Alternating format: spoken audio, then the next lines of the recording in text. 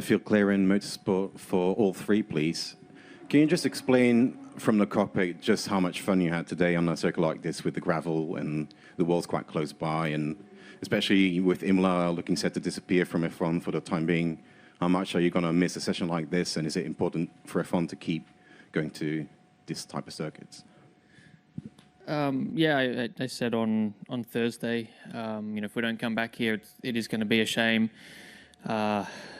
Again, I think having two races in the same country in today's F1 maybe doesn't make the most sense, given how many countries want to hold a race. But, I agree we need to be careful. I mean, I'm just repeating what I said on Thursday, but we need to be careful not to lose all the historical tracks that have been here forever, because I think at least 75% of them are the favourites for the drivers. I think if you ask the drivers, their top three favourites, it's probably a mix of Silverstone, Suzuka, Spa here, and probably Zandvoort.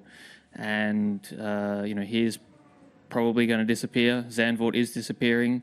Spa's on a rotation. So, I think Monza's pretty safe, because I think we've got some other problems if Monza disappears. But we do need to be careful to keep all these tracks, because a qualifying session around Imola and tracks like Imola are definitely more exciting than some other tracks on the calendar, for example. But it's obviously a balance.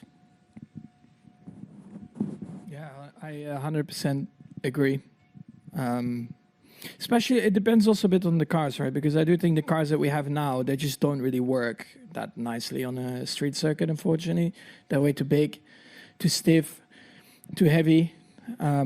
So they don't, I would say they don't really come alive compared to like 2016 even. I know the lap times were a lot slower, but at least there I felt like on a street circuit, the car was still coming alive a bit. You could take some curbs and yeah, it was working. Now everything just feels a bit dull. But on tracks like this, it is a lot of fun.